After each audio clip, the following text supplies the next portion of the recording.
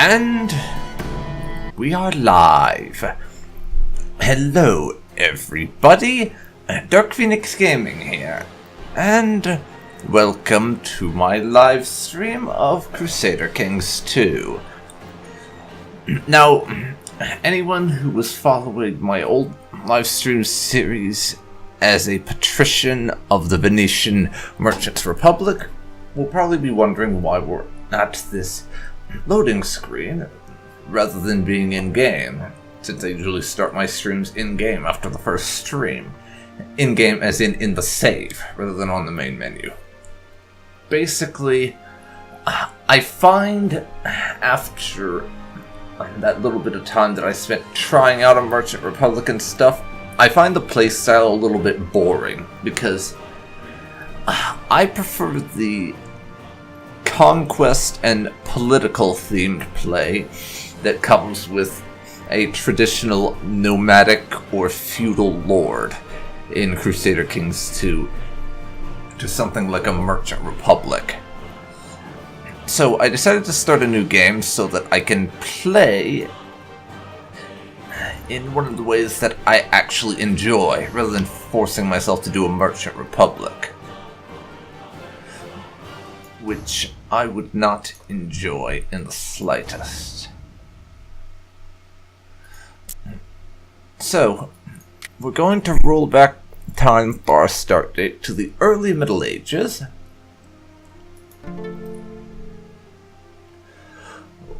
when you have Charlemagne and his brother engaged in a giant dick measuring contest with each other to see who will inherit the Frankish Empire,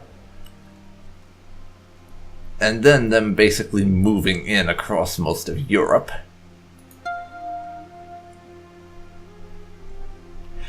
And all sorts of things. We're going to go to this time period, and I am going to be playing as King Sigurdr Ring of Svipjod. I think that's how you pronounce it, but I'm going to be playing as him, who is, you will probably most know him as being the father of a certain other famous Viking, if we go to the 867 start.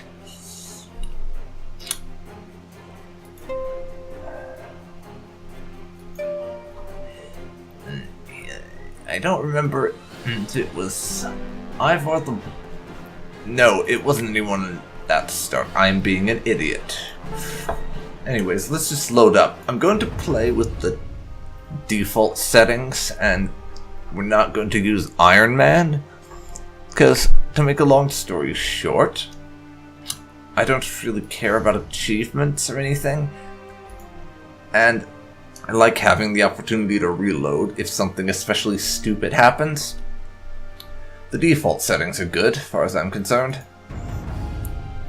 So we will start a new game.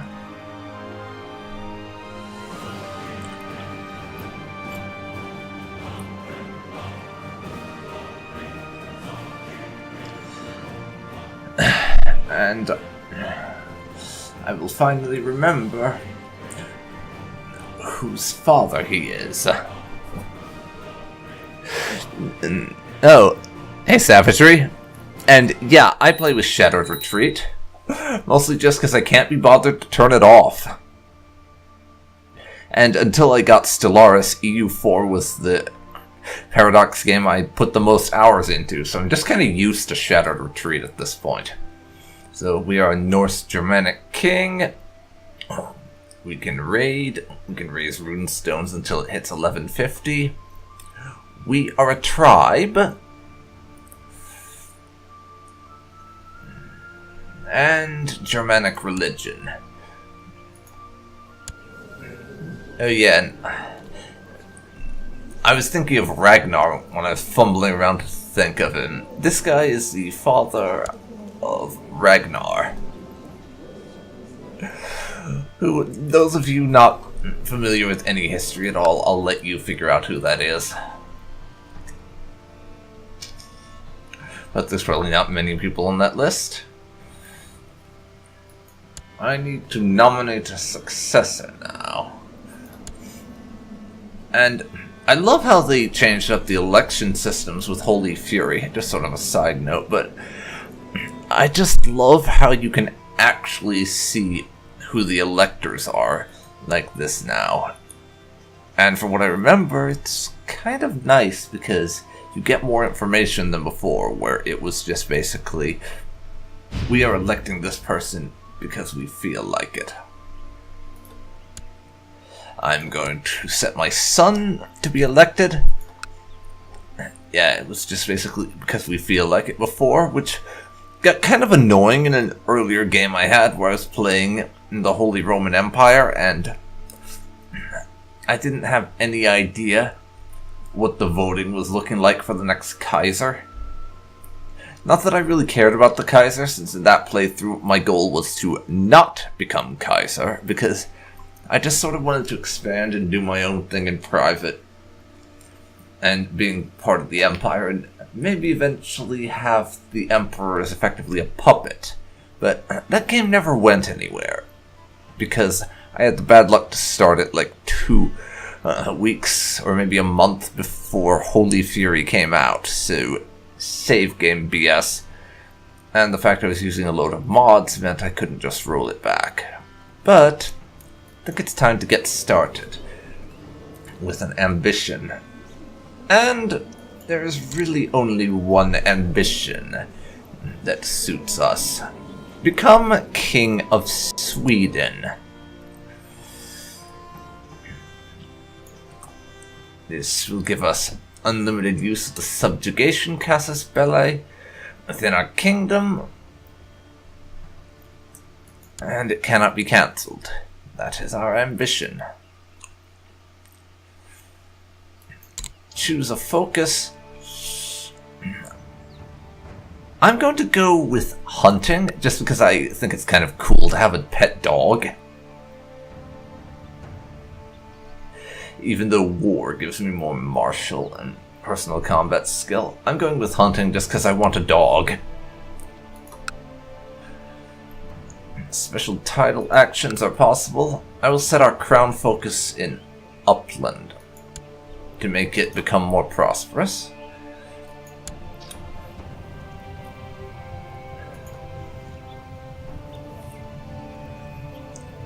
Our Chancellor can become the court physician, because he's quite good at the physician thing. But maybe wait a second on that. Yeah, Marshal is kind of bad at his job, and we can't have that. I could just appoint one of our commanders to it instead, but he is terrible. Our Spymaster is the worst in existence. Absolutely.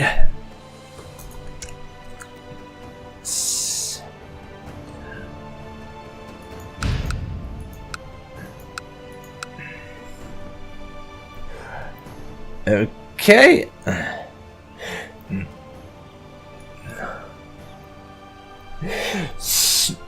DJV Star 1 and Modern Savagery, thank you for following, and sorry I didn't notice it before.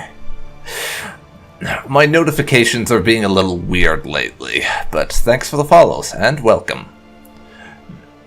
I'm going to have to wait on getting a better spy master, I think, and a better marshal. Unless... let's search for new people who we can get in. Not a ruler. In diplomatic range. My religion group is an adult.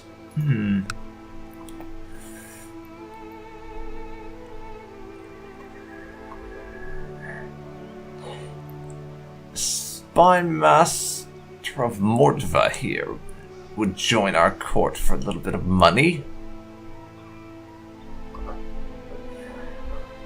I don't suppose there's anyone who's already willing to join.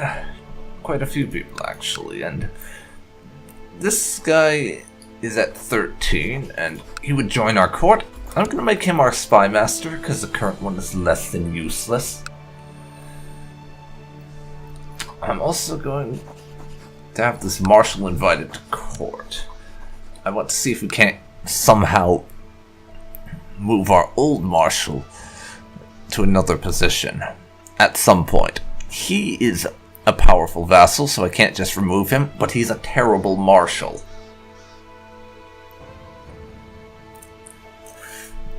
So he can stay doing his current job.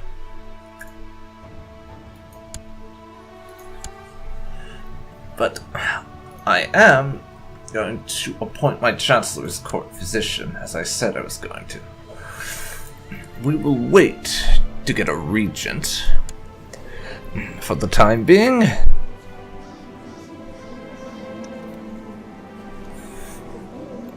Even if I consider just giving it to my wife, probably not a good idea to lead with that.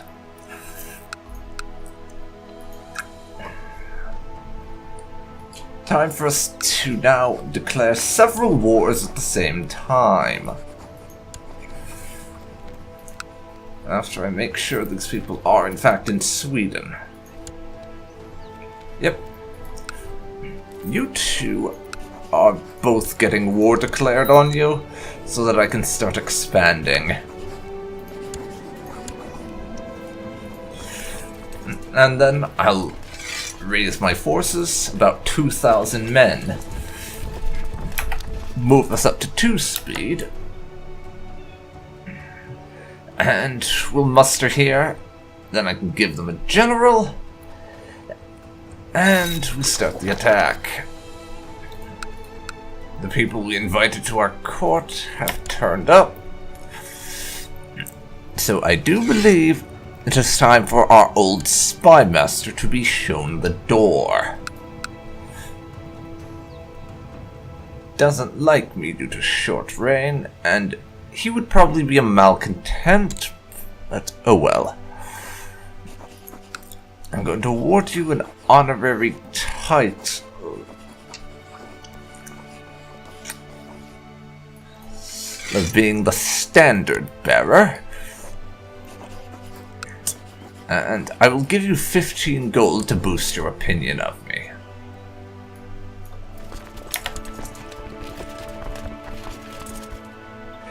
There, now we have a spy master who likes me. Now let's organize the troops again. Of course, as we have the best marshal and everything, our petty king is going to lead the main force.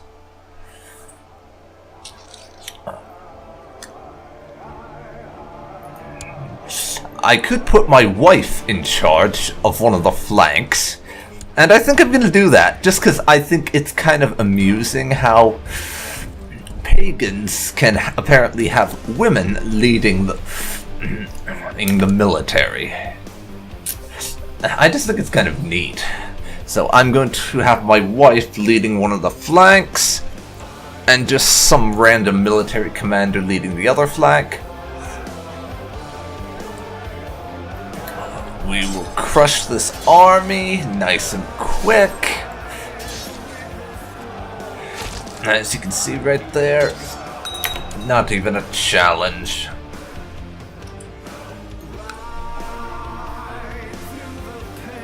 Split them in half.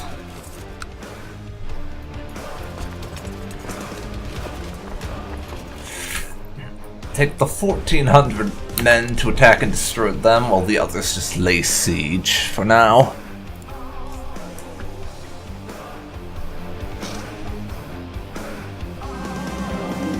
After giving my advice on a delicate matter, a courtier asked me to accept a small gift of gold.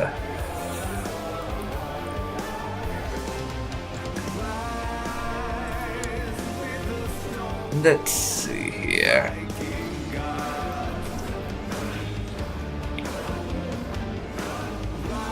We're envious, so being given gold,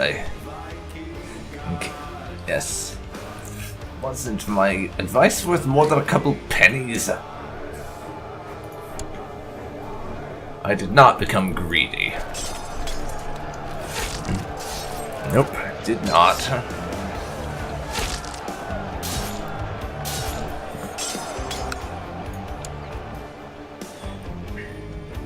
Now...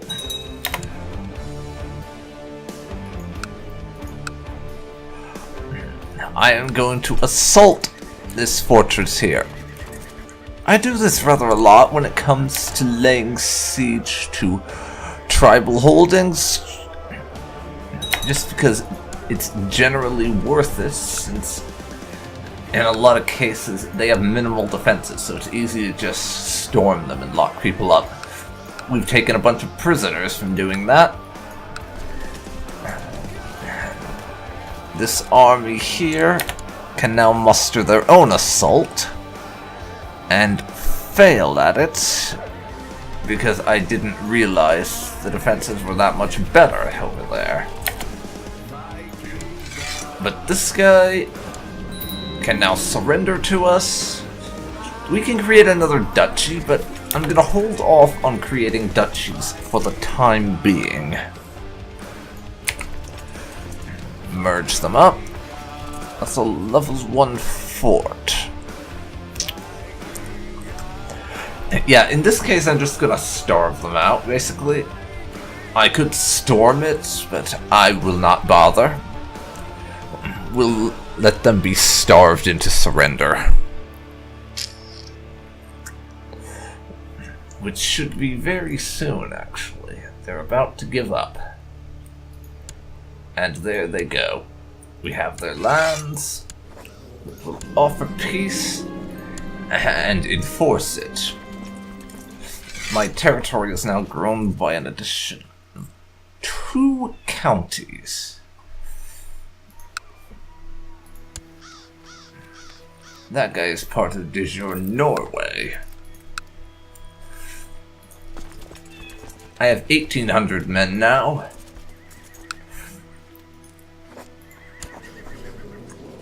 I think it's time to declare a couple more wars and keep on pushing forward.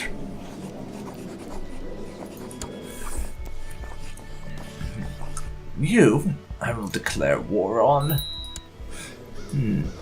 What about him? I could border dispute to get that region under my control.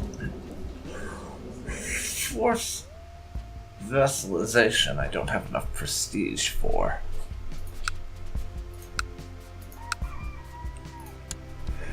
Meldepad. How many men have you got? Just to be on the safe side. Quite a lot, is what it's telling me. So for the time being, I'm probably gonna stick with just that one war. Once again, call the men. We'll muster there, and then crush them. Going to be a pretty straightforward war.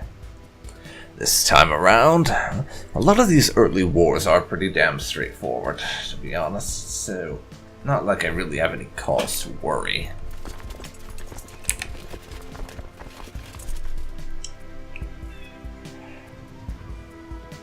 Now, that's about 1,900 men. Again, put our leader in charge of there, and his wife can lead one of the flanks. Because again, I just find that kind of amusing for some reason.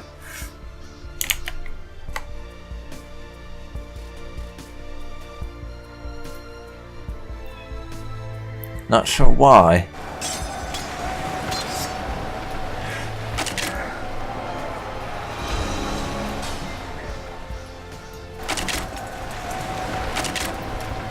Now, the Battle of Helsingland.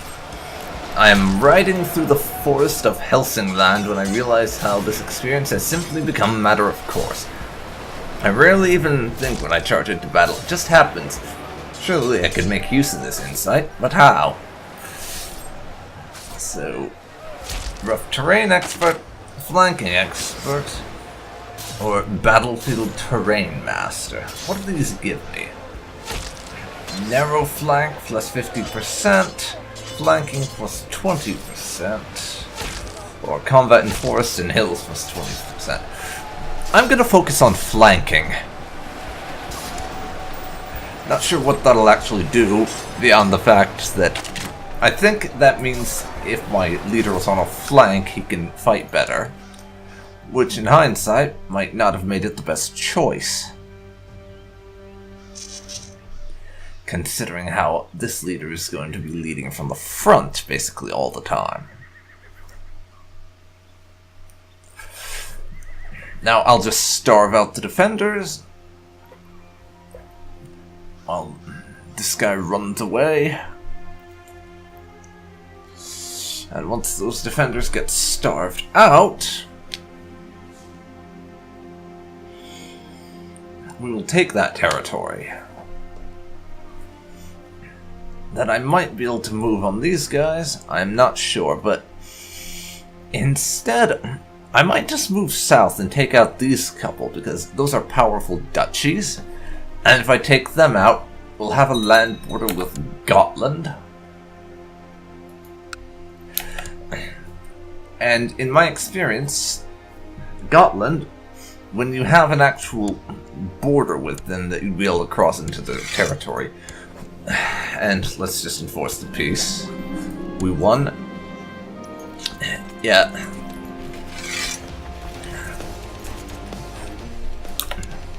When you're able to claim a land border with Gotland, they generally are a lot more willing to become your vassal diplomatically.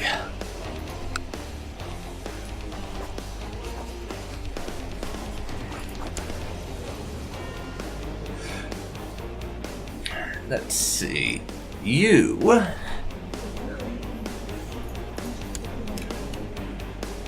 have 1,200 men at your disposal. What does Meldepad have at his disposal? Just 800, apparently. I was either misreading how many he had, or that's been reduced.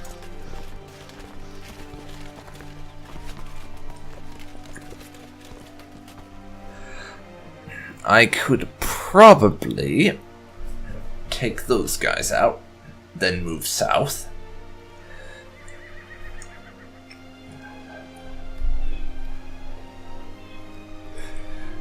And actually, I think I will.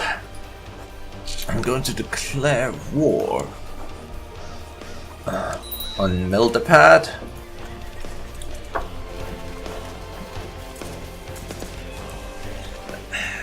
At this moment in time, only one of my vassals seems to actually want to send men. Tribal vassal, the nomadic vassals, I have to call to arms. Let's see. Westmanland.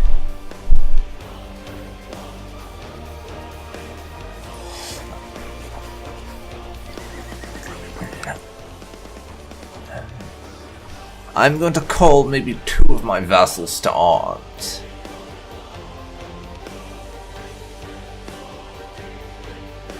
Helsingland.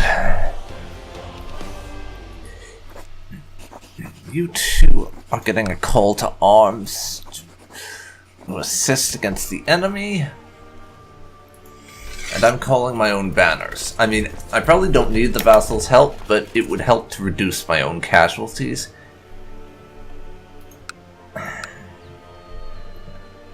And prevent me from taking excessive losses myself.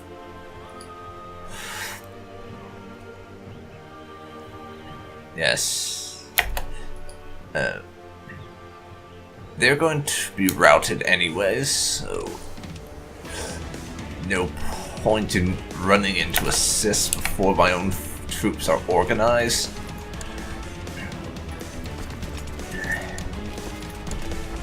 So first, get everyone into position.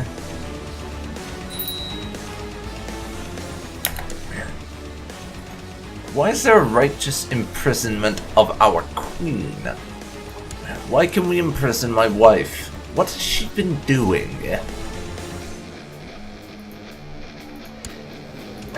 What have you been doing, my dear? Some unfaithful harlot. Oh dear. That's why we can imprison her, because she's been having an affair. Well, I'm not going to do that. Imprison the wife just for having an affair. I might take a few concubines in retribution, though. That's entirely possible. And now, we are just devastating their forces. It's been ages since I felt so invigorated by a battle. Every day our unit is moving as if connected by some unspoken bond, I exclaim eagerly one night. Or a higher power of some kind. This is all you, my lord, one of the soldiers says, a look of genuine surprise on his face.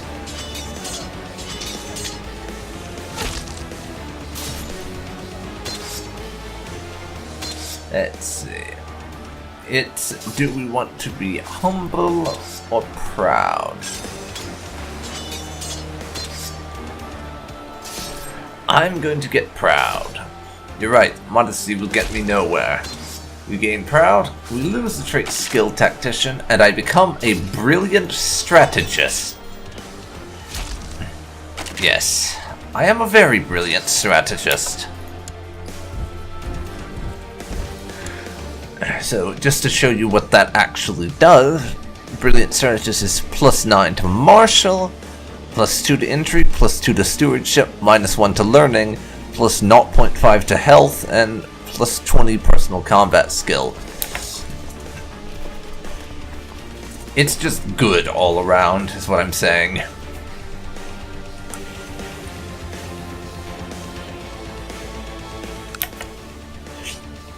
And now,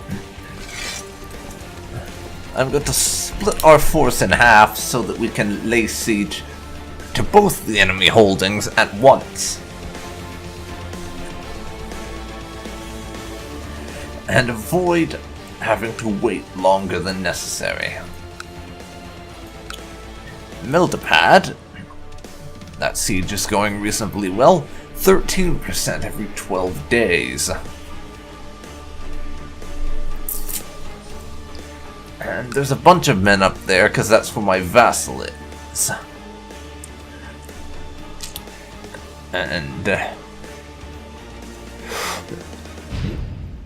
Lord Zekandbo, thank you for following and welcome to the stream.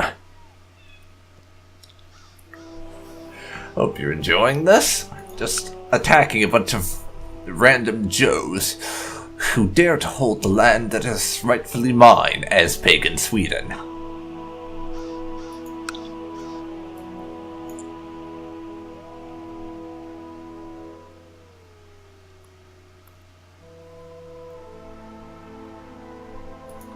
Alrighty.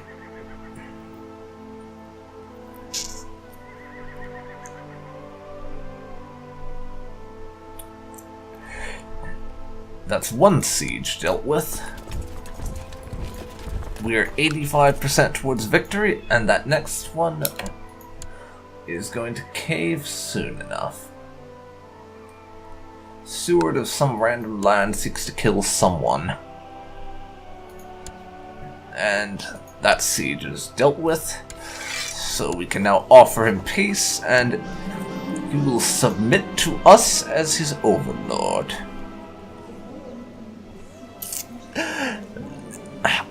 It's kind of amusing, I gotta say, though, that they like being subjugated. It's the whole pagan thing of strength, might makes right and all that, because we are stronger. He respects being defeated by a worthy foe, is I guess how it works.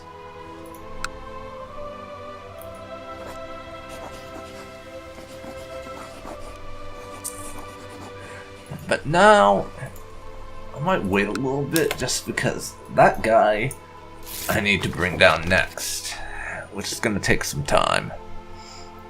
And I don't have quite the men I would need for it. And dear King Sigurdr, during my wife's recent visit to Brennenburg, he had a great time discussing similarities between our people. The High Chief of Sorbia is suggesting a non-aggression pact. And I think that's a wonderful idea. I don't know where Sorbia is, but it doesn't sound like anywhere in Scandinavia, which is where all my military campaigns are going to be focused in the immediate future. A most impressive woman has recently arrived at our court. Apparently the reason for her visit has been to arrange a trade agreement with local merchants. While people didn't think much of her at first, now we've heard many courtiers praising her savvy business sense. Perhaps we should make her an offer.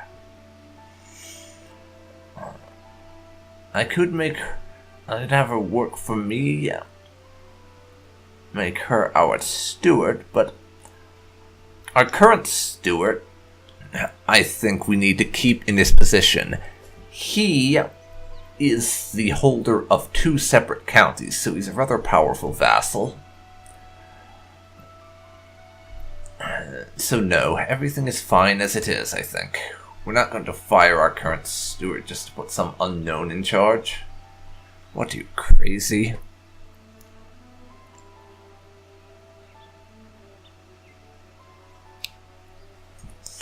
Alright. Now, my number of forces I have personally available is going up. Our Chancellor's improved relations. I want to wait for my own men to... I want to get more men personally available to me before I go to war with this guy. Because I need to subjugate him if I want to get Gotland as my vassal. Which I think I do. Because, as you can see, Gotland currently considers me a distant realm. But once I conquer them, that will all change.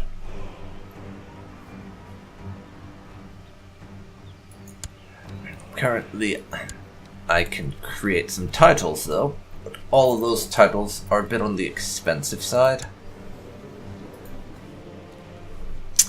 So that's something that is going to have to wait, I think. For sure. We're just gonna have to put it off for now. But while we're doing all of that, what's been going on in the rest of the world?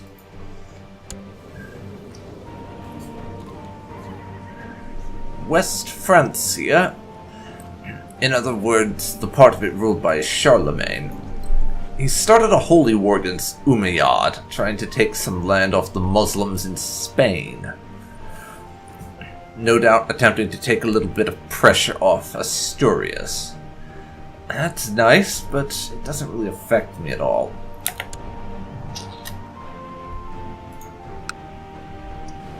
Byzantium. Byzantium. They're attacking Khazaria in a holy war? There is also a peasant revolt in the Byzantine Empire, and defending against Bulgaria's claim on Thrace. So the Byzantines are fighting Bulgaria, as well as Khazaria.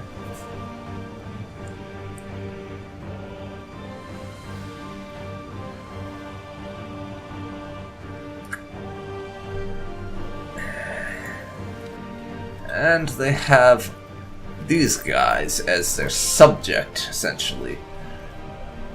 Or tributary, I guess. So that's a thing.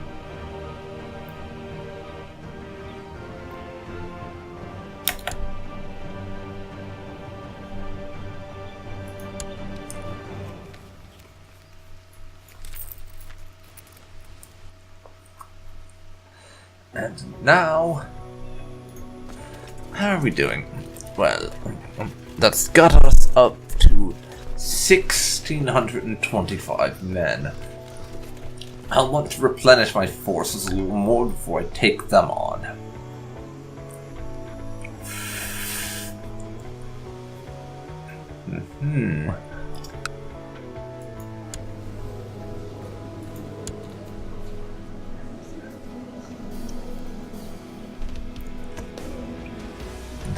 Jillen down here.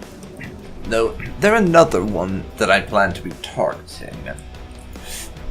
Because if I can take control of the bits of it that is modern-day Norway, that's going to give me quite the edge in terms of having land and another rival out of the picture. They'll hold on to that for a bit because of that being in Norway. I meant modern-day Denmark, derp. But that'll give me quite an advantage in terms of having more land. The White Bear. Lately you have heard persistent rumors from peasants and travelers in the wilds that a strange mythical beast has been sighted in your realm. It's a white bear, powerful and elusive. The common folk claim it comes from another world, and that the hunter who claims it will be imbued with divine power. I must send people out to find it.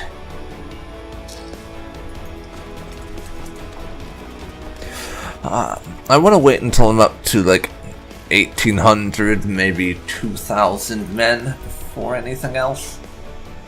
So I think before I actually declare that war, I mean.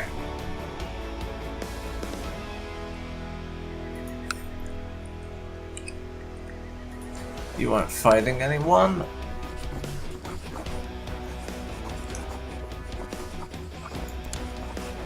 Let's see. Border dispute. I would lose some prestige if I went with that war goal.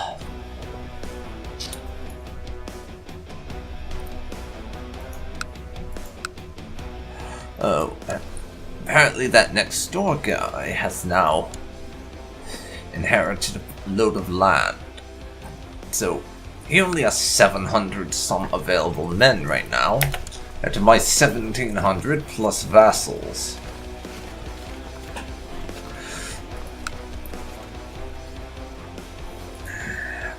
And I think I'm going to put my shitty steward onto the job of building legend, which will raise troops for me, as well as increasing my monthly prestige. It has a 10% chance of raising a band of warriors to fight in my name.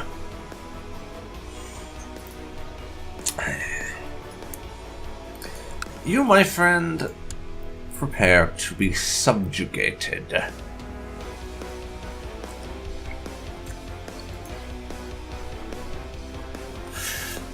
We can call in our vassals.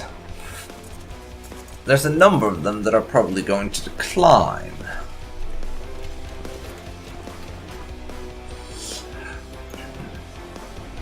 Just to be on the safe side, though, I am going to call them all in. As well as mustering my own troops.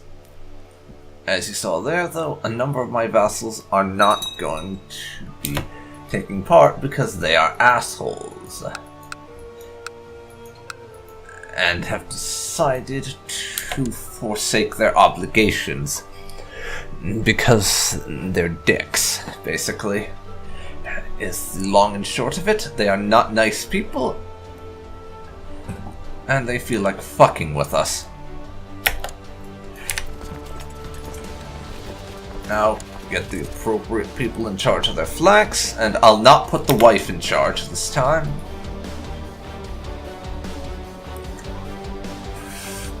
We'll be cutting off that force here. And I'm afraid it's a case of too little, too late. They're calling in their own vassals, aren't they? Yep. But we caught their main force there. Things are going well, and suddenly I hear an embarrassed huff. Spinning my sword ready, I see the enemy commander attempting to climb a rickety old fence. I think he's trying to escape the battle, my lord, the soldier next to me muses. Yes. There you are. I've been itching for a fight. Because we're brave and we chase him down for a duel. Oh yes. The good day for a duel, I chuckled, hefting my battle axe in my hand. Enough talking, he growls. Soon, Ulfr is laying face down in the snow as I have seen to sever his hand from his body. I walk away victorious, 50 prestige from winning the duel, a bit more monthly prestige. He gains one-handed and severely injured. Our duel experience and battlefield experience both increase. So he's less attractive and less capable on the battlefield because of being one-handed, and severely injured is just bad all around. Less health, less fertility, less intrigue, less martial, less personal combat skill, and he is less attractive. Except to people who are also severely injured, who like him because they have things in common.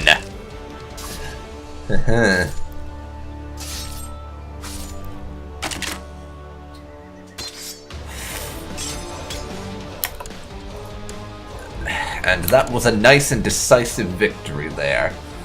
Brings us up to 5% war score. There's an army of 400 some odd troops over there, and his are currently retreating.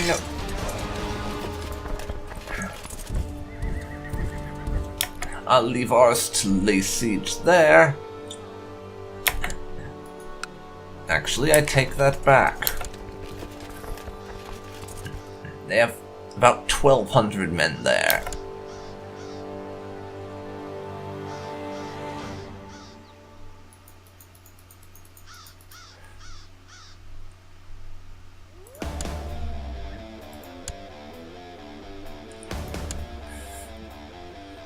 Eleven,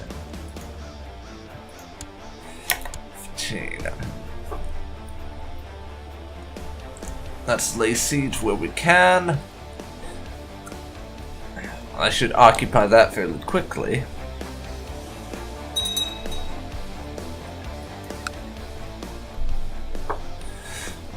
Their army keeps going, but they've got like 1,100 men there that I'm going to need to deal with inevitably.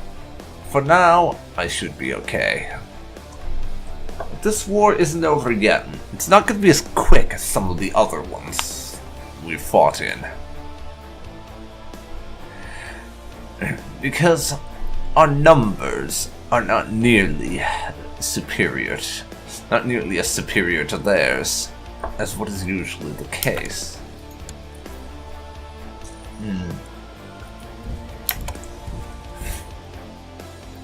Now we move down.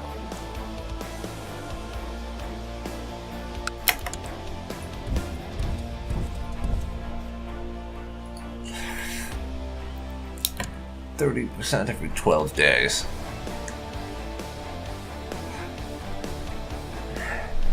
They've got 500 men moving north.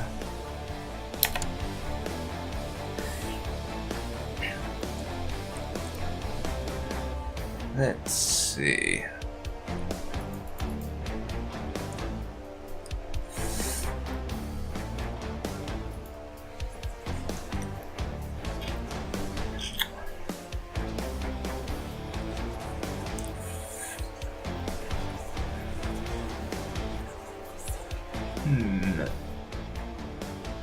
I don't see that option. The last time I played as this faction, there was an option where I could use my prestige to call forth more troops during a war. It seems to be gone. I'm guessing they've gotten rid of that or something. That's most likely what's going on here. He's going to try and lift that siege. Yep, called it.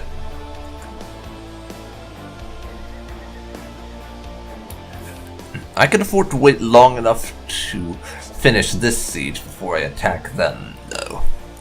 Not much I can say for certain.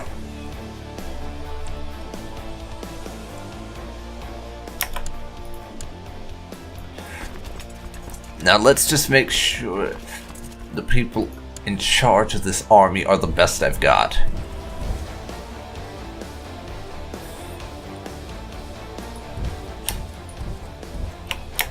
Let's move from there into there.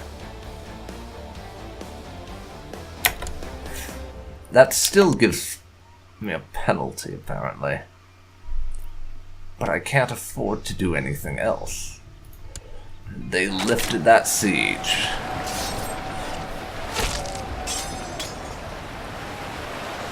And the wife's flank has been broken already. Maybe I shouldn't have had her in charge of my army. Someone's charging at me. It's their commander. Time to duel him.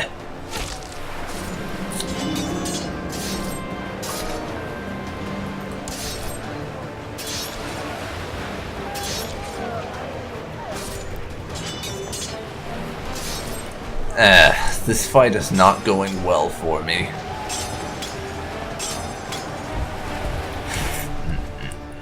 We're forced to fall back. And I'm losing money.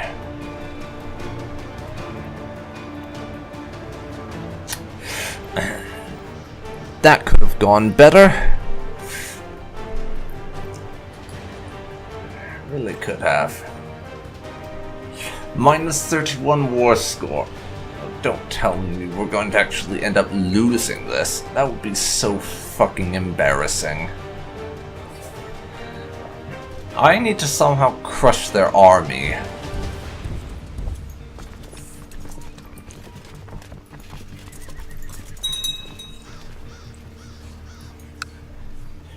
They're going to lift that siege. I'm moving my forces to our capital.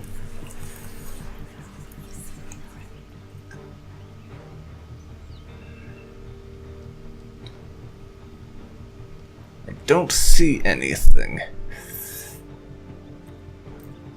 indicating an ability. Gee, to just call forth men.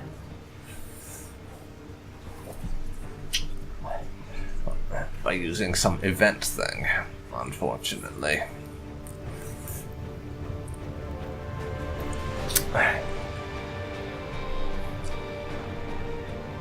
That's unfortunate.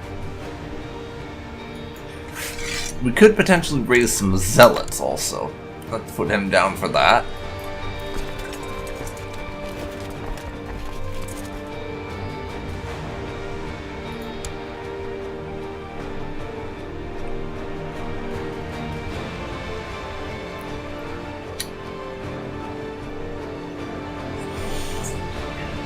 $2,500 and marching on us because I managed to screw up the most major war we've fought in so far.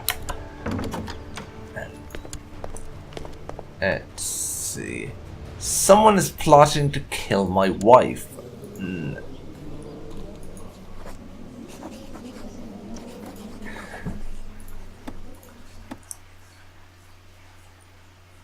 How do I not know about that plot when I was just invited to it, honestly?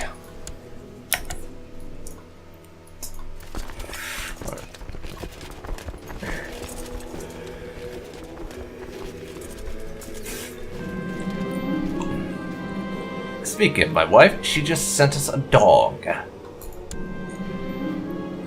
Hello, Hunter.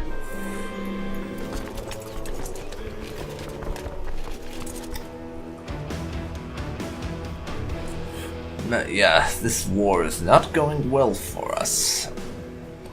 Honestly, I've never had things go this badly in one war. I really did underestimate those guys. I should have waited to declare war. And just kept going north for a while. Is what I should have done.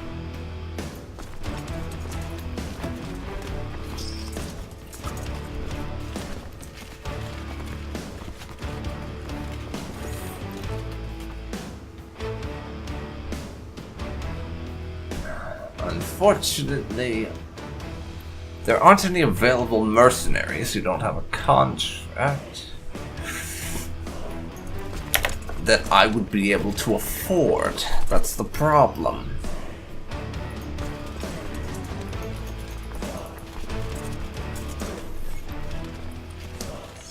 And as far as men, I could only get like another 15.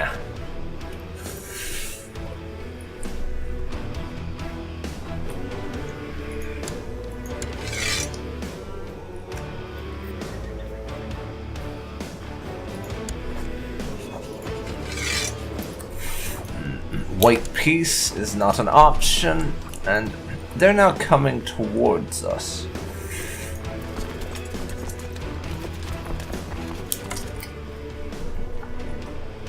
We're going to have to eat this battle.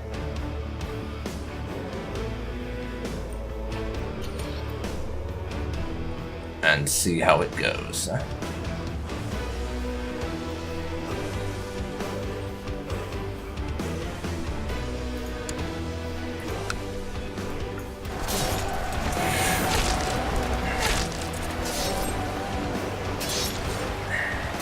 It ain't going so hot.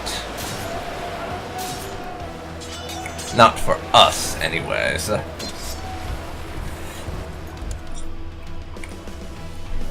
And we are now losing. Badly.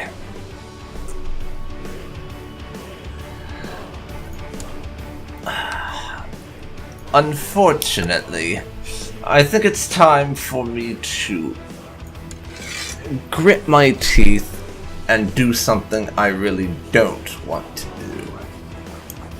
Surrender. I don't think we're gonna win this, honestly. So a surrender is best. That will cost us 200 of our 483 piety, as well as 16 gold. We're going to be broke after this. But I don't see another option, honestly.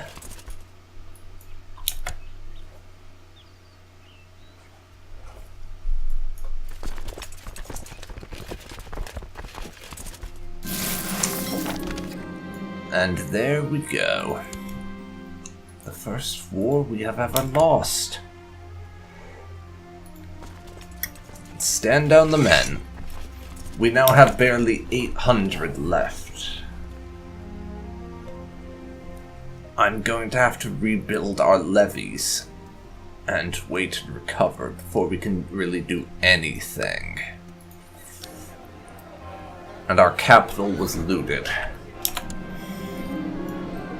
Dog is growing up. But what we can do is use our prestige to build things.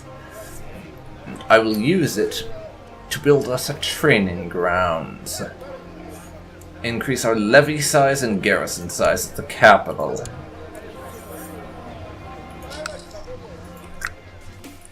And here at Södermanland, I'm going to do the same. I'm going to build training grounds everywhere that's under my control, basically. Which is 3 places currently. There goes 300 prestige into building those, but we need more levies if we're going to win in the future, and that was just a humiliation. Being beaten by someone who had no business being stronger than us, like that was just humiliating. So you know what I'm gonna do? As soon as I've rebuilt my coffers, and I have my levies up to a reasonable size again, I'm going to go raiding. That's right, I am going raiding.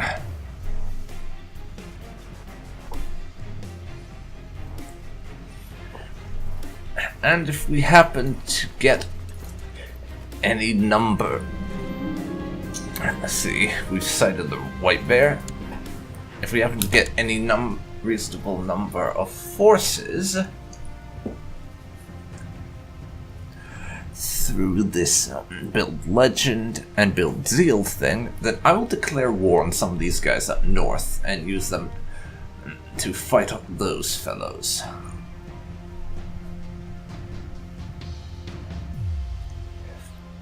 Speaking of, our Chancellor apparently considers us to be a rival.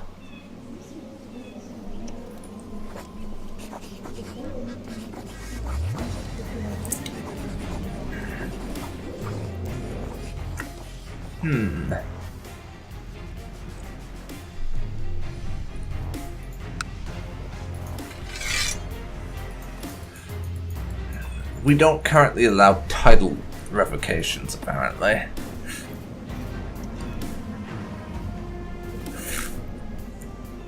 We need at least one legalism for that. He's a traitor, also. Very much a traitor.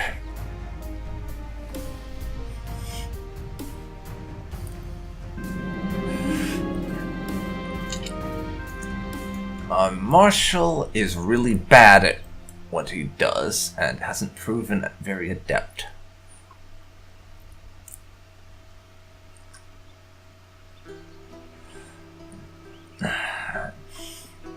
My opinion of him is positive, just barely. He has an opinion of 38 of us. We're going to lecture him about his lack of competence at being a marshal, essentially. And tell him he'd better shape up or we're firing his ass.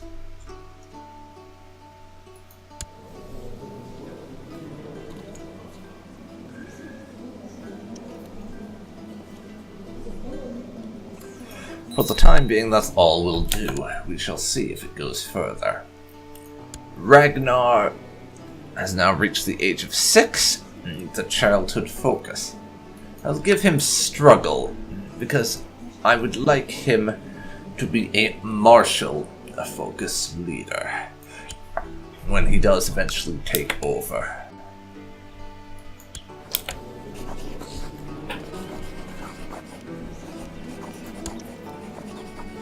Now, let's check my dungeons.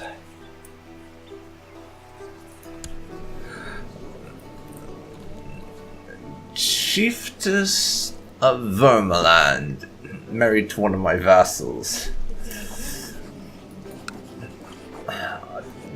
I could take her as a concubine, just for the hell of it. I could. I really could. I'm tempted, but I'm not sure how that will affect my vassal. Well, he probably won't like it, but she's in our dungeons, and I feel like it.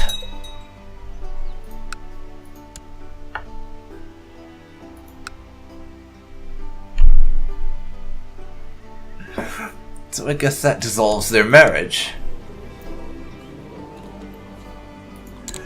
Speaking of, I think we need a new hairstyle. I don't like the old one especially. That'll do for now. I'll change it later. Possibly once our character gets a little bit older.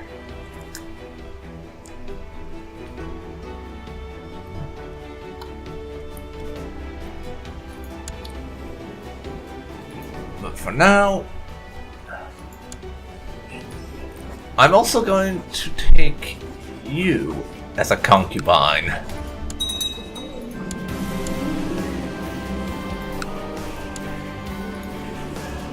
Let's see. We've gathered our followers and hunting dogs, and are ready to hunt the great white bear. An epic hunt it shall be. I have 2 concubines currently, which I'm only really picking up the concubines because we currently have a wife and 1 child. I want to have more than 1 kid when I die, just because I feel like that could create some interesting dramatic tension for our heir if he has a couple of brothers and sisters who would also like to take his lands. It could be some interesting dramatic tension to deal with, and I do like some drama. We spend weeks in the wilderness searching for any trace of our prey, but to no avail.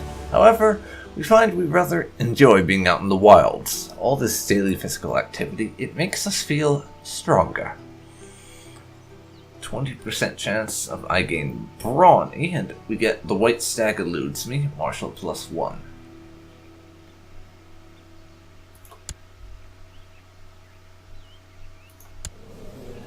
And we did not gain brawny, as much as I would have liked that. We returned to court, but we didn't find the white bear this time. I always refer to the white stag, just because that's what it is with the non-pagan playthroughs, pretty much. And fate smiles on me. My wife is pregnant. Yeah, I just hope it's our kid, not whoever she's sleeping with on the side. Otherwise, we may have to have her executed for cheating on the king. I'm not kidding. I would do that. I really would.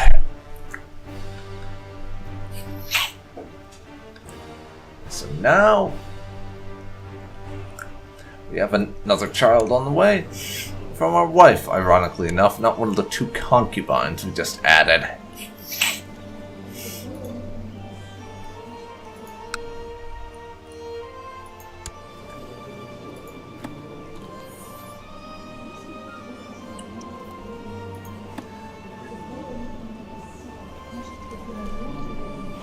Speaking of, let's see if I can't nab a 3rd concubine.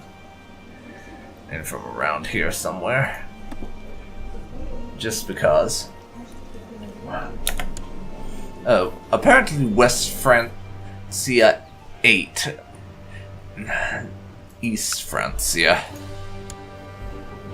That's kind of nice for them, I suppose.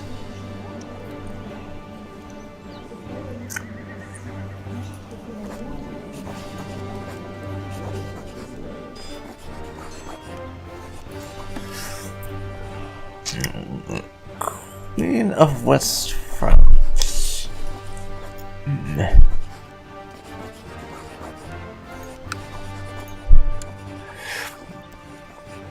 We could try and take the King of West Francia's mother as a concubine, but we can't do that because the Catholic faith doesn't permit concubines. Not that we'd want to, she's really old, and that would not be of interest to us at all. First, the signs were small, easily dismissed as coincidences, but now they are becoming too frequent to be ignored. My wife will give birth under auspicious stars. Hopefully. What does that mean exactly? Not clear on that, really.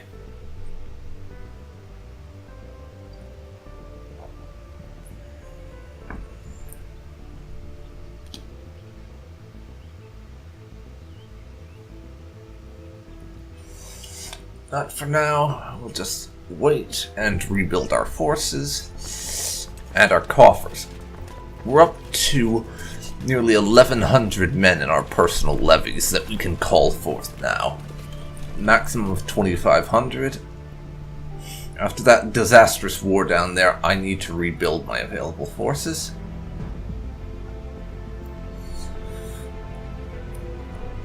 But I plan to push north next, not south.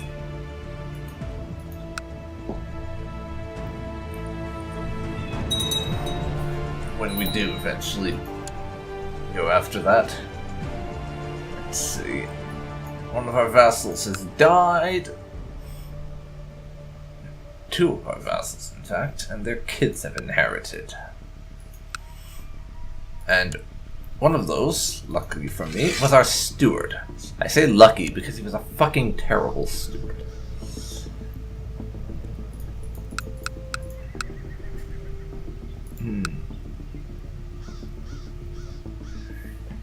You two are shitty stewards, honestly.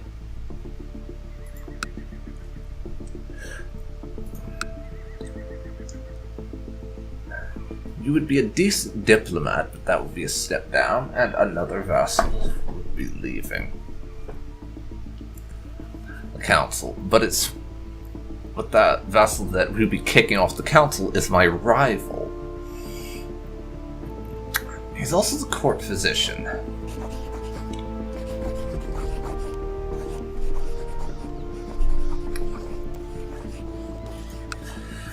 Maybe I should start plotting to kill him.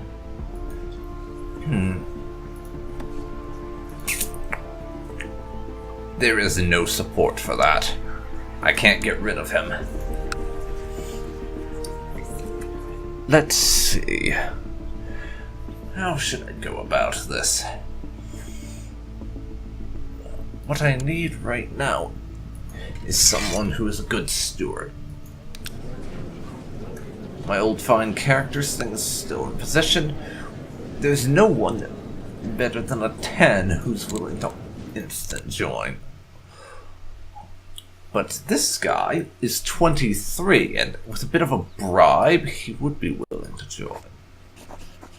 But I can't afford a bribe. So I think we're gonna have to stick with the Chief of Helsingland at 12. That's the one to do this. That's 32% chance to raise some warriors. Stick him in Upland, and we'll see what happens.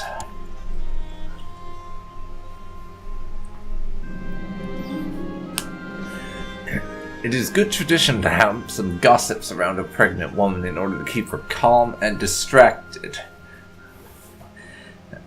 As Alfhedir's husband, it is my duty to provide her with the support she needs. Here, have some maids. That will put me into the negative for gold, but so be it. We'll gain some piety, she'll get some additional health, and like us more. That should go back to being positive after a couple of months, though, fortunately for us.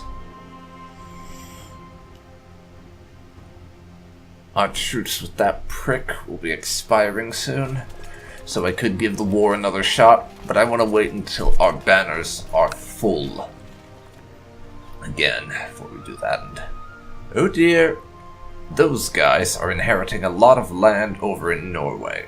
That's going to be problematic for our future plans of expanding in that direction. It really, really is.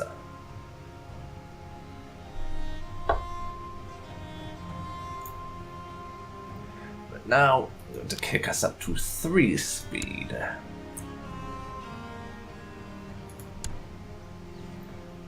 This person wants to kill my wife, it looks like. I don't appreciate that. End your damn plot, or I will plot to kill you.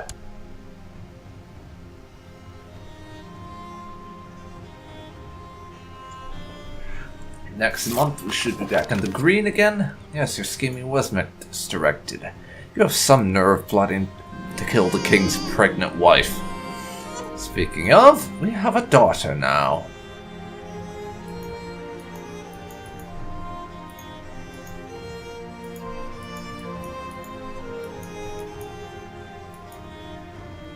Sigurdr, that'll do for a name, I suppose.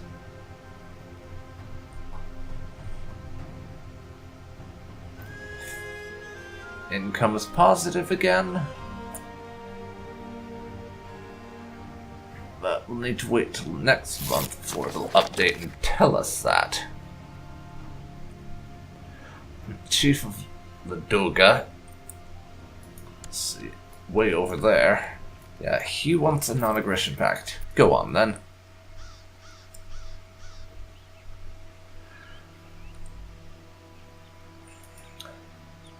Let's ditch that for now.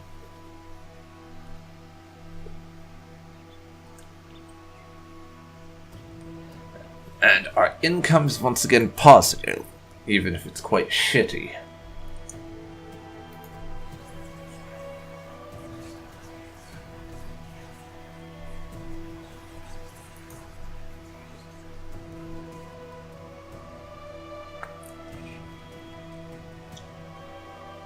Now, doesn't look like we're going to go to war with anyone anytime soon with our economy as it is. I have a headache now.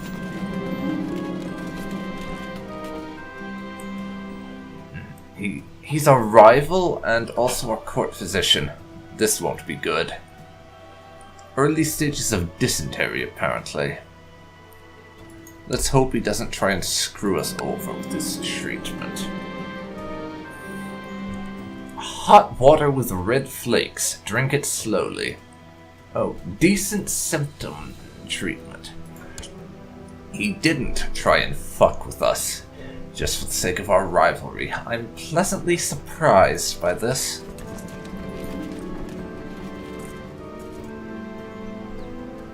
We have diarrhea. Great. And our steward has raised a small army of warriors. We just need someone for them to fight within the year. That's about 300 some odd men.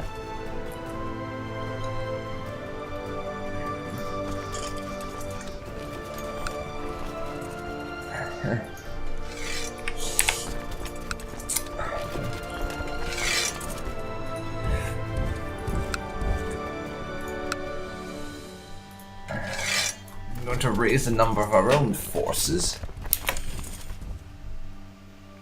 And I'm sure there's a few people probably wondering what I am doing with this. Yes, let's seek treatment. We have the flu, according to him. Okay. All that stuff is built. Oh dear. We're not in a very good place. Eat 10 apples a day to treat our diarrhea. You're joking. There is no way this is actually working.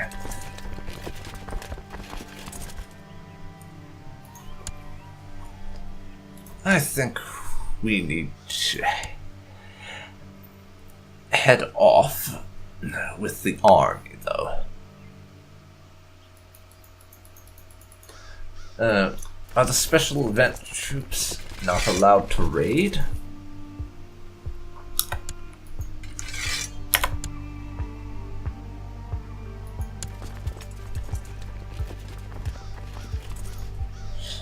In that case,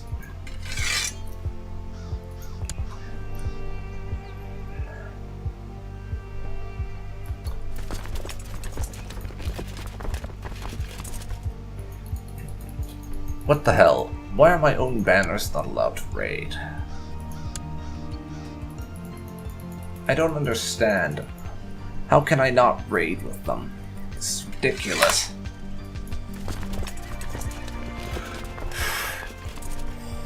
Fine.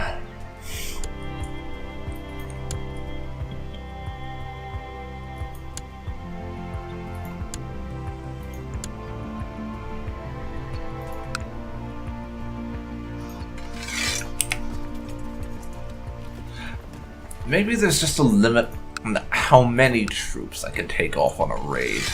That might be it. Might have to be less than a certain amount. Oh no, we have the flu. Yes.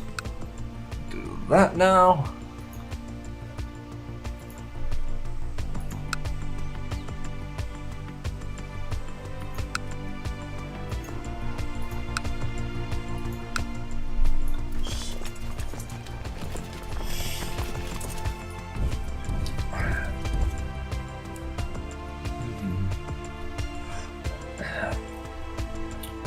Are there any...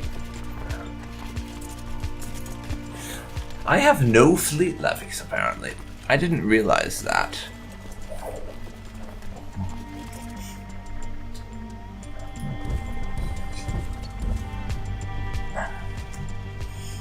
I'm going to have them march down to Saxony.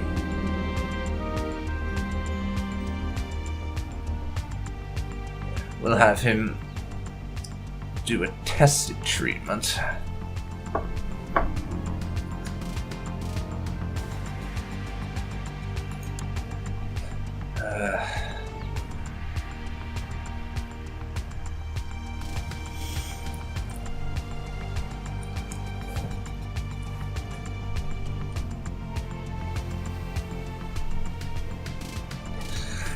Then to move down to Saxony.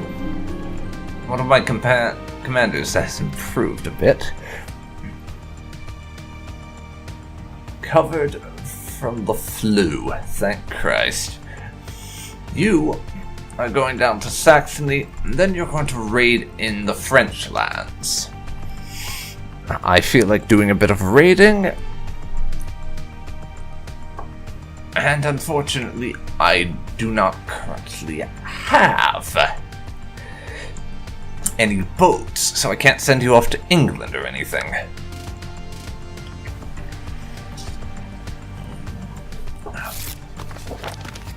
One of my vassals can be discouraged from associating with factions. That's the steward. No. If it was my chancellor, then sure, but I don't think so. We're going to raid a little bit in Saxony and then move down to France. Is my current plan. Balls.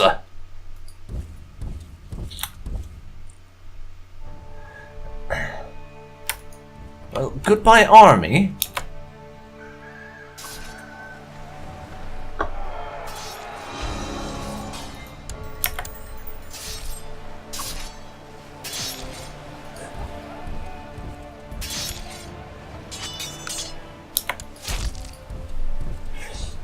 Goodbye, army.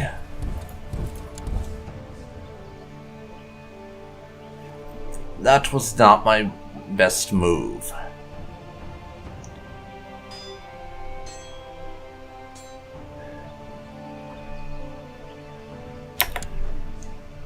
Let's disband you.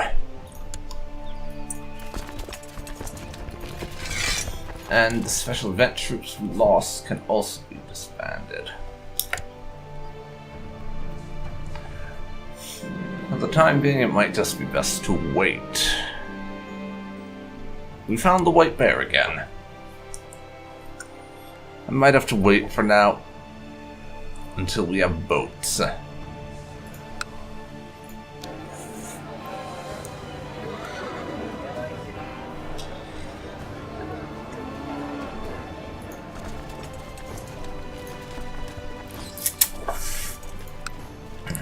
But I can keep building some to improve what we have access to. Again, it will not escape me this time. War camp, I think, to give us more light infantry.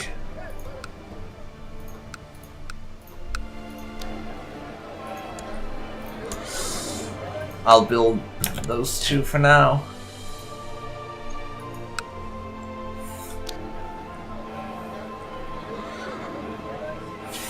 The weaponsmith for more morale and reinforcement down there. During my hunt, I came to a deep gorge. Right on the other side is the bear. I'm so close yet I cannot reach it. As it runs away, I realize I must return home without a victory. Now I know my purpose in life. I become a hunter. Plus to pursuit, plus to martial, plus to diplomacy, more personal combat skill, and more same trait opinion. Excellent. Truly, truly excellent. Plotting to kill my rival? Yes, please. I'll get in on that. He's my rival for a reason, after all.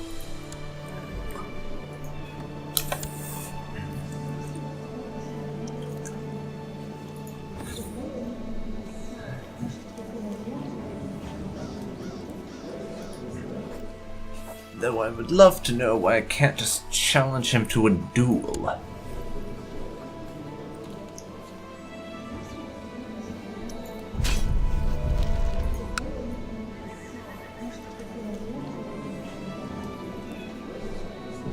Or am I just going about it wrong, maybe?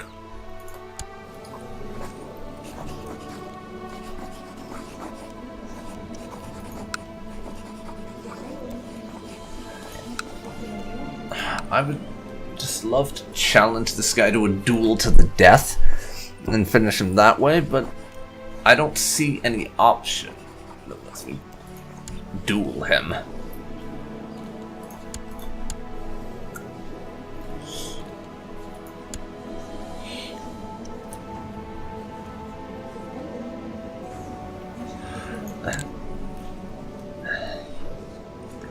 Maybe I'll just start antagonizing both of them, my two rivals, and see if that doesn't give me an opportunity to duel with them. It could be something neat to experiment with at any rate. Really could.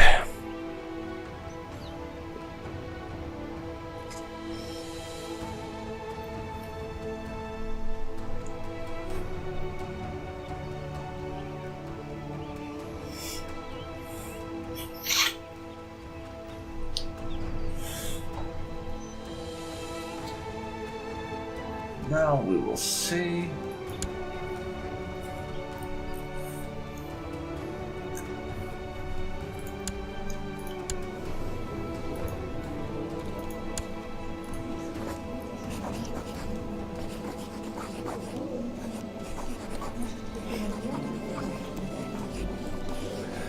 Nothing from that guy.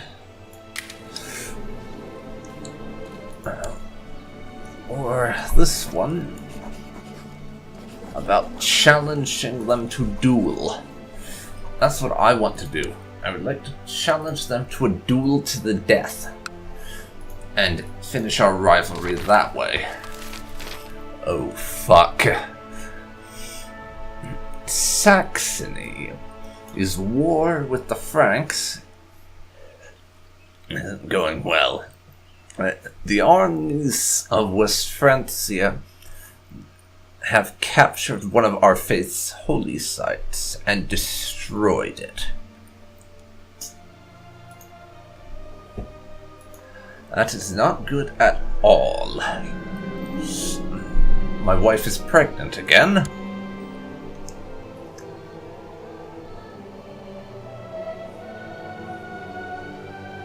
And that has also reduced the moral authority of the entire faith.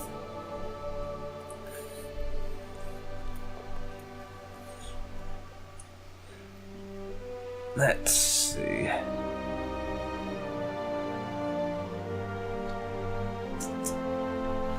I will make a sacrifice to Freya in her name. I don't have a lot of money, so I have to use what I have wisely, after all. We can now invest in some technology. Shipbuilding. Immediately shipbuilding.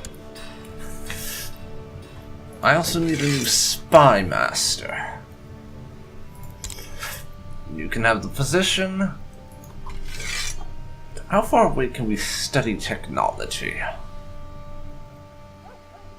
I'm gonna have you study it in Constantinople. And see if we can't get any more tech that way.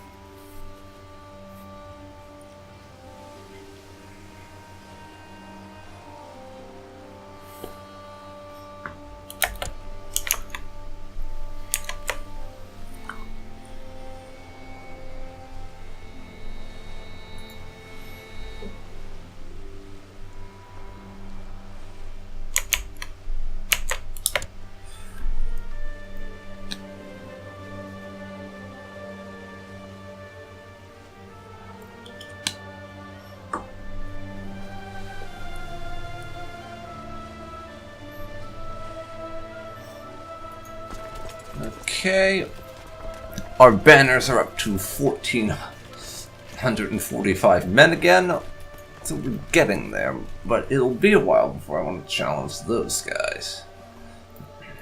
These two up north, on the other hand, I'm considering it. All our upgrades have been completed. Well, 2 of our upgrades have.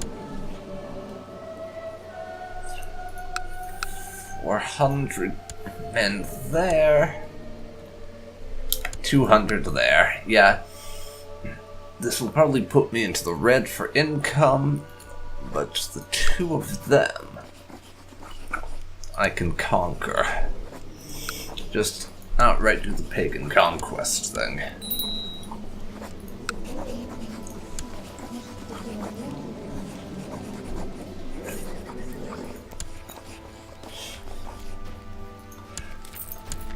So declare those wars.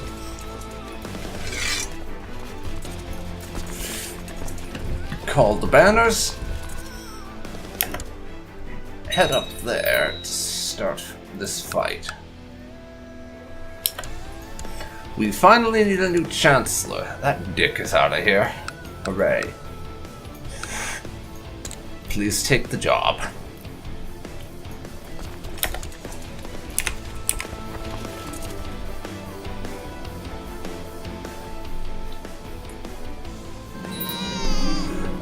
We have a son now, meaning some of our titles will be lost on succession.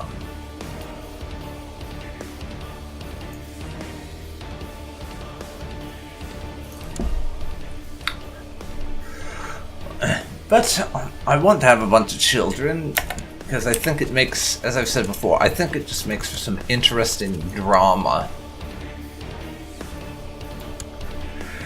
As far as succession goes, and I like to make things interesting with a bit of drama where I have the option. I just think it's kind of neat that way.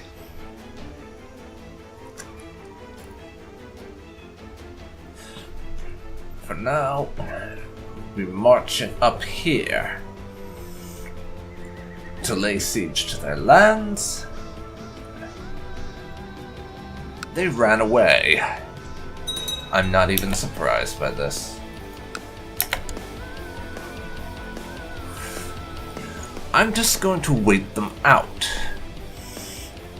here, and then I'll attack over there. But yes, we're starting to hemorrhage money. I've decided it might be profitable to take some time and resources to hurt my sworn enemy. Hauker is an unbearable pestilence upon the world. I'll not rest until I've made his life a living hell.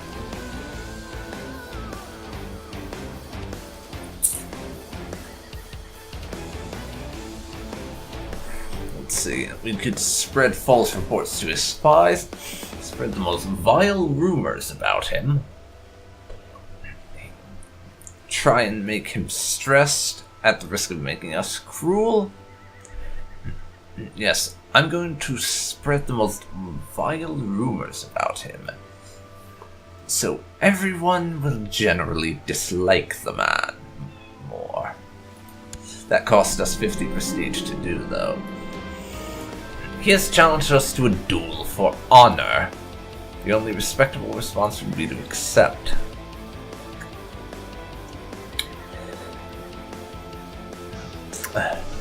I could convene with my spies, use any means necessary to win the duel, but he has pitiful personal combat skill, whereas we are basically a god when it comes to facing enemies on the field in one-on-one combat, so there's no reason to worry. Challenge accepted.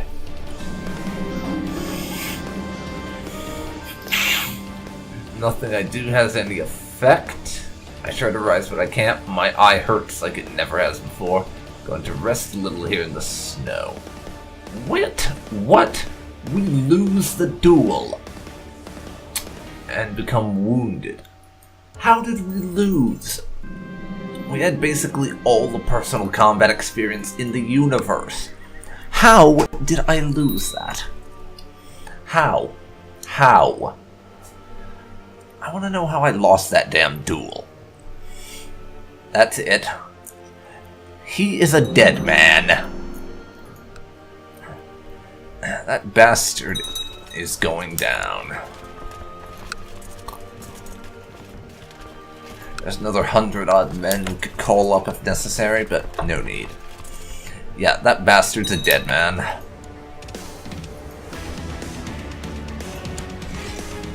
I have beaten you, so I'll take your land. We're marching on your next door neighbor now. Gemtaland has been called in, it seems.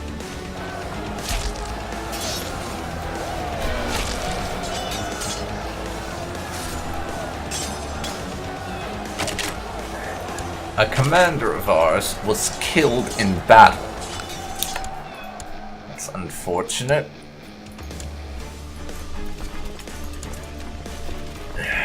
That's quite unfortunate. He really was quite a good commander. Shame to lose him.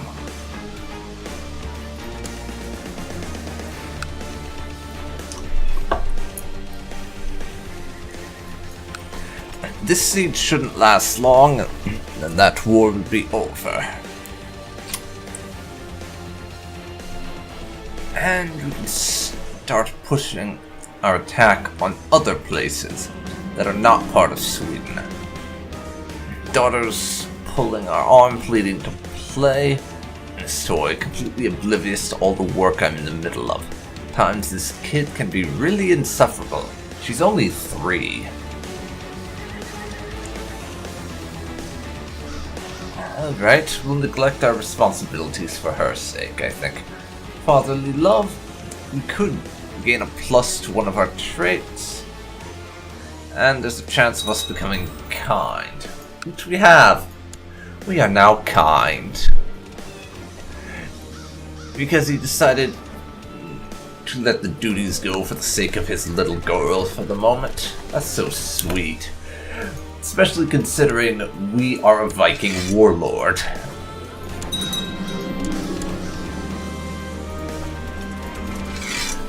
Stand down the men.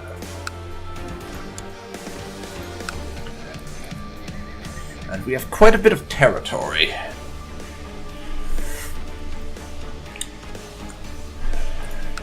Let's see here.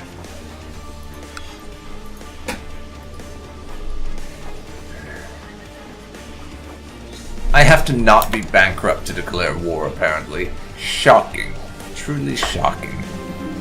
My concubine is now pregnant. And there's going to be lots of kids around. Which should make things interesting for my successor. My wound has healed, but we are now scarred. Oh well. We got the scar in honorable battle, so there's nothing wrong with that. Though how we actually managed to lose that fight, I haven't the slightest idea.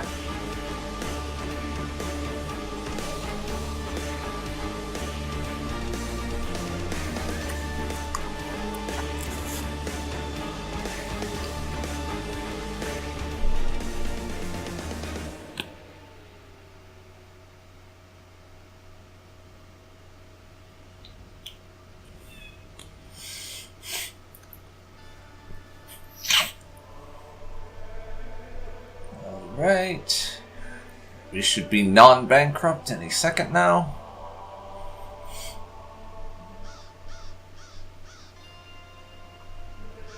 Yeah. There we are.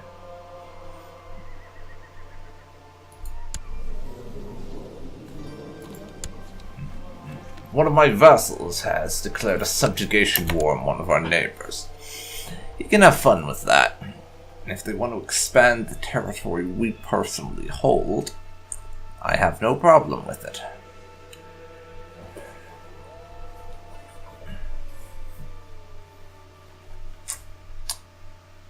Not yet, anyways. I may have a problem later on, if they decide to try and use that for the purpose of rebelling against me or some such.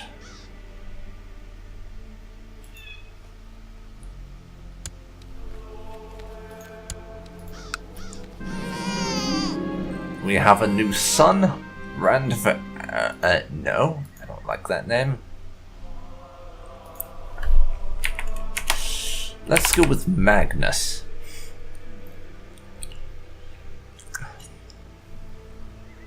Boondocks fan, hey. And thanks, appreciate it. I'm never too sure if I'm doing a good job in playing this game or not, because much as I love CK2,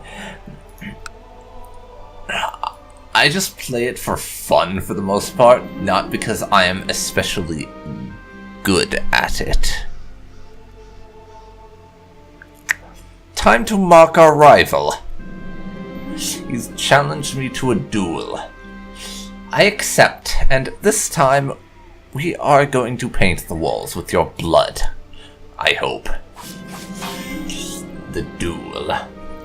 I'm swinging my weapon wildly, and suddenly Hauker shrieks in pain. Dropping my axe, I'm stuck staring at the mess I have made. It seems I managed to cut his eye out. We win the duel. Monthly prestige up for us. He becomes one-eyed and severely injured. Our duel experience increases, and we get a bunch of prestige. Well, at least he gets to wear an eye patch. He can pretend to be a pirate, so it's not all bad for him. Not that I really care about him, to be honest. But, you know, swings and roundabouts and all that.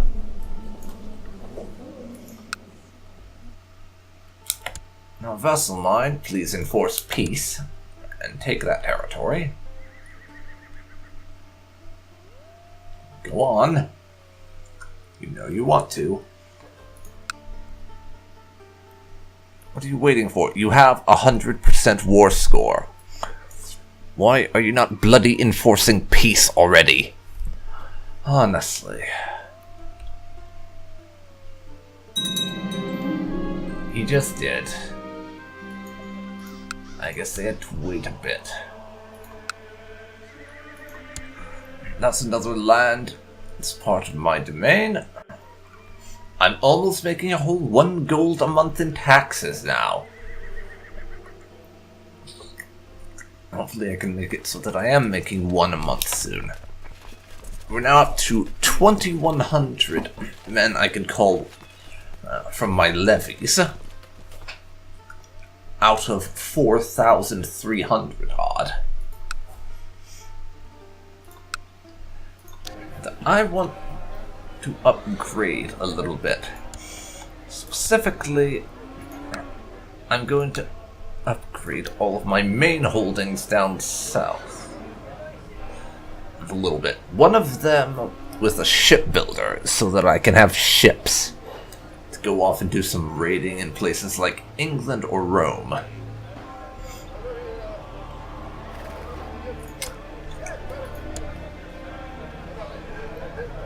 We will add a war camp to get some more light infantry.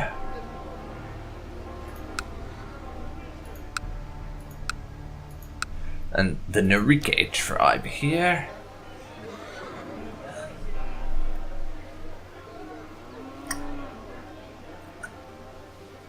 Let's see.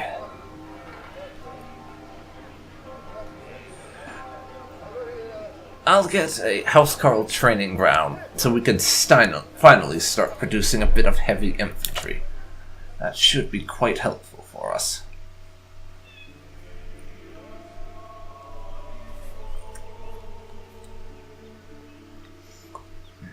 Not 0.98 gold a month now. I'm working on that very nicely.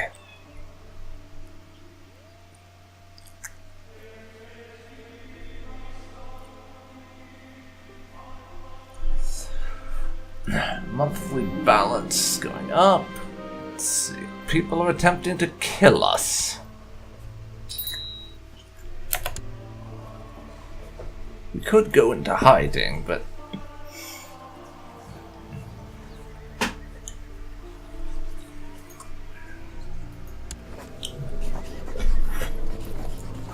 who is responsible for this plot? I would like to address that directly rather than just hiding away like some craven.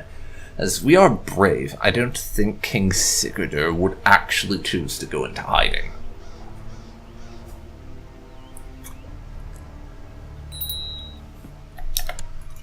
We now have some technology points. I'm going to upgrade. Let's see. Castle infrastructure. And next, once we have the points, what I want to get is legalism, so that I can unlock the ability to revoke titles from traders. I need that more than anything else at this moment in time, quite frankly.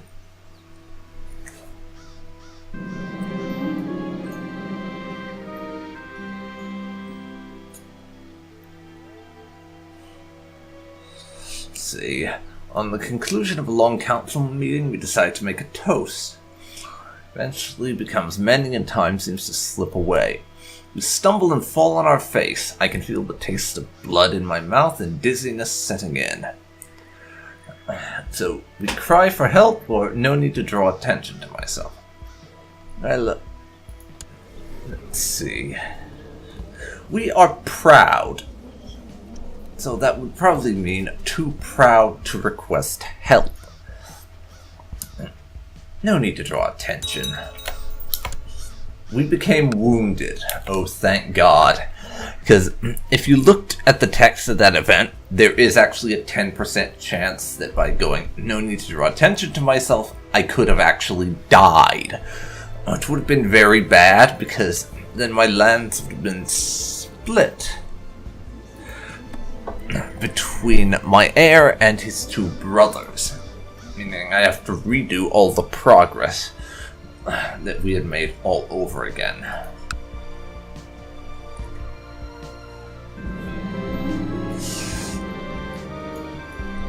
Okay, my wound is healed. Recently, I've noticed the pitiful state of my daughter. I've just been informed that the cause is a case of flu. Tend to my seer, who's about as good as the dick we got rid of before, becomes the court physician. Tend to her immediately. Tend to her immediately.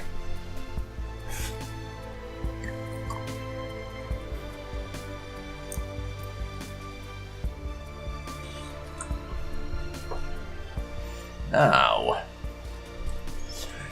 what kind of outcome are we going to have there?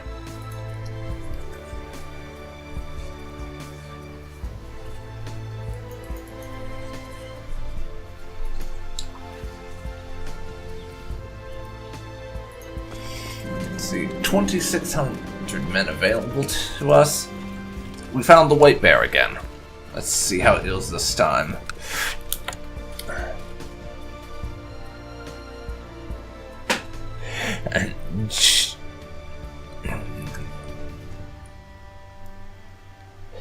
Okay, JN Dogs, thank you for the follow. Really do appreciate it. And thank you for hosting.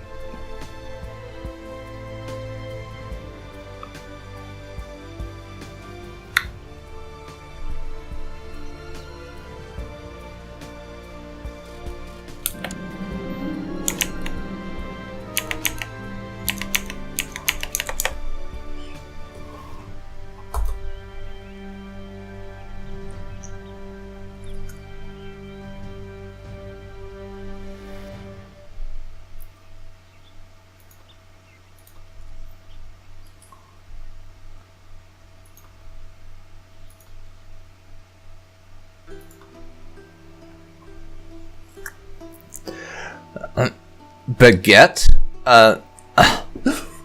I'm not sure what exactly it is you're trying to say. Is this supposed to be some kind of France joke?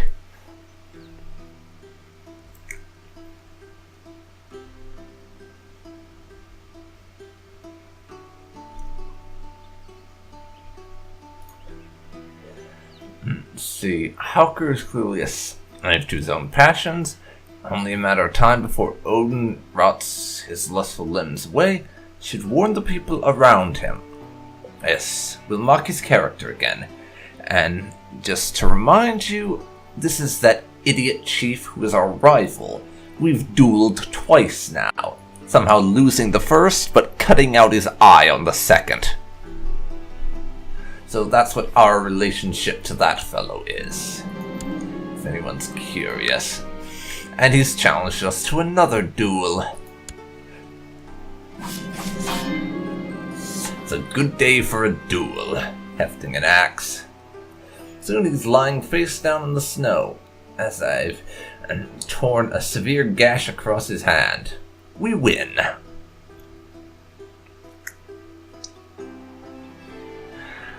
More prestige, a bit more every month. He's severely injured, and our duel experience increases. This guy is just a glutton for punishment. Dueling him is so entertaining because it's just an excuse to beat up on someone we don't like at this stage. We're off to hunt the great white bear again.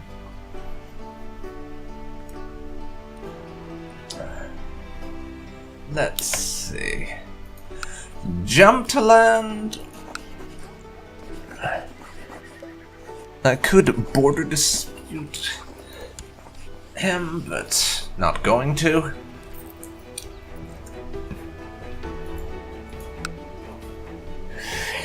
You, that bastard who we lost the war against before, 1,700 men, plus whatever his subjects can call. Maybe wait on that. You.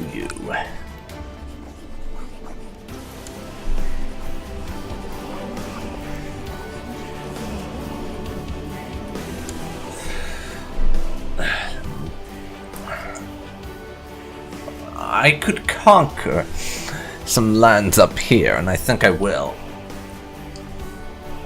Rogenemy. It's the bigger territory. Yeah, let's go after him.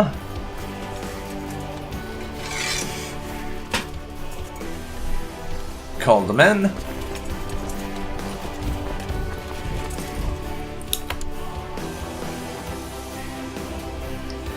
And have everyone move north for the glorious battle to come. We come across a cottage in the woods. A beautiful young...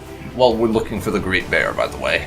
Beautiful young woman opens. She pauses and gives us a warm, inviting look. It's very lonely out here. I wonder if she will stay the night.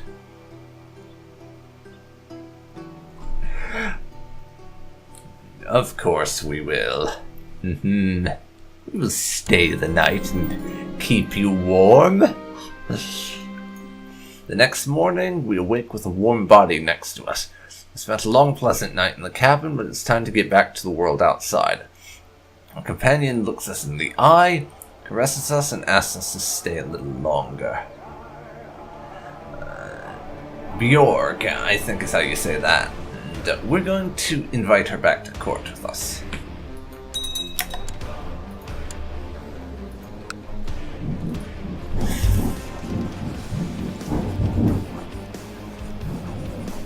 And take her as a concubine. Because, of course. Our training ground at Svipjod is done. We didn't find the white bear this time around. Not that I really expected I would, to be perfectly honest.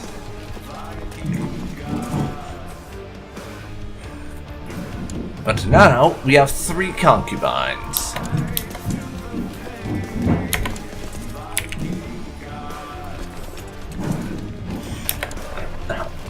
Our men are heading up.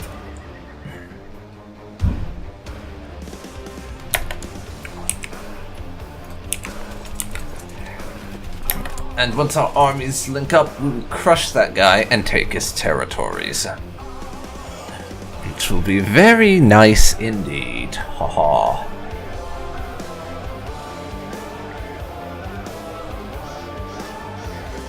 Moving to Lapland. Just movement locked, so we'll meet them there and crush the army. Give them our experienced commanders. And our leader now has 30 martial, because we are such a badass, as well as being a brilliant strategist. So, shatter them into 1,000,000 pieces. And you can move up there and start occupying their lands while we go into debt. Because of the fact that tribes can't collect taxes in the same way. Tribal peoples can't collect taxes in the same way. We have to put up with that. As well as the fact that armies are expensive to have raised all the time. Tech progress from Constantinople.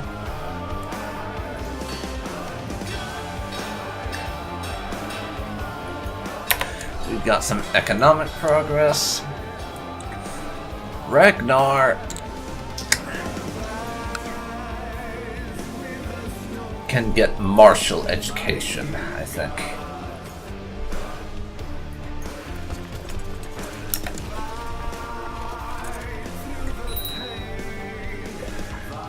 And we are now properly going negative.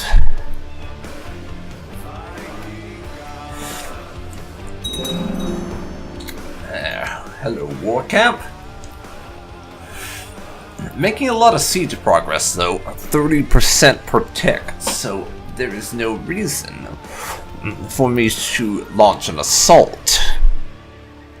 That's faster than we need to go to get this done. That's done. This war is over. I will take that land for my own, and we can start pushing into modern-day Finland now. Stand the banners down. Our budget deficit will be resolved soon enough. Then we push in further there. 2,700 men available to us right now.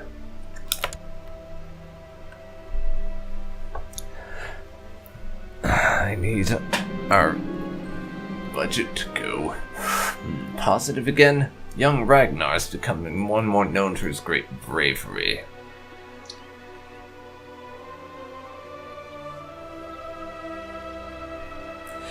Well, good for him. He can become brave and lose willful. Which, brave is just, in my opinion, objectively good. You want brave wherever possible.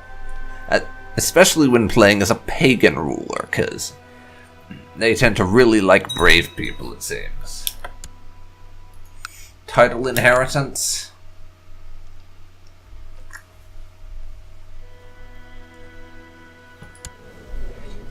Let's see.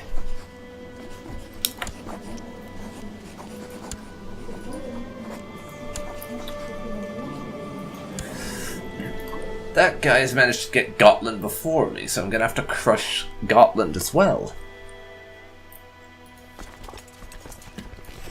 We have almost 3,000 men, though. So, very soon, I think I'm comfortable to take a war to Gotland. Sorry, Gotland? I meant to Ostergautland, or however it is you say that.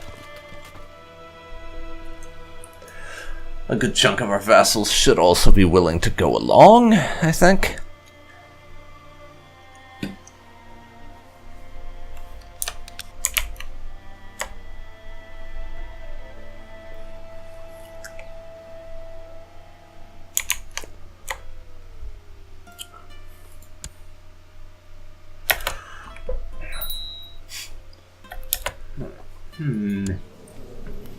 Our daughter...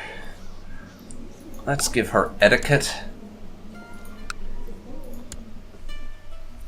Never really overly sure about how to educate daughters in this game, honestly. Someone is known as that.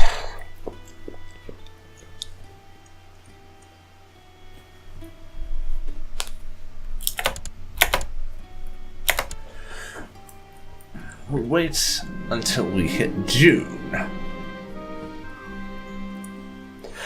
And then I'll pause there. Our rival has become a limping cripple and still thinks he deserves dignity. He is a disgraceful chief. Let's mock him again. And once again, he challenges us to a duel, this limping cripple. Of course we'll accept, because we have to humiliate him again.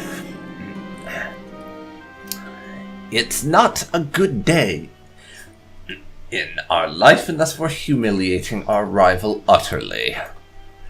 He's taken aback when I make his eyes bleed, possibly blinding him. King Sigurdr wins, someone proclaims, and my opponent groans. I'm ignoring the pain in my eye, but I have a suspicion it easily could have been worse. It was all worth it. We become severely injured, apparently. How the crap did he manage to severely injure us?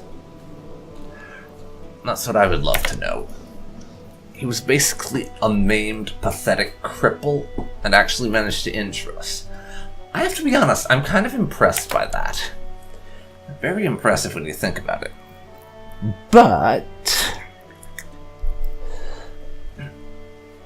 I think this will make for a good ending point. So I'll save it here.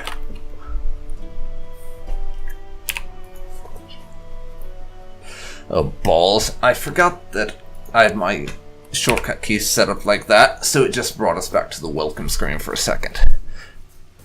But I am going to cut this stream here. Thanks so much for watching. If you want to see me stream again, I can usually be found here, same time, on Saturdays and Sundays. So, I hope to see you for the next one. Take care, everyone. Bye-bye.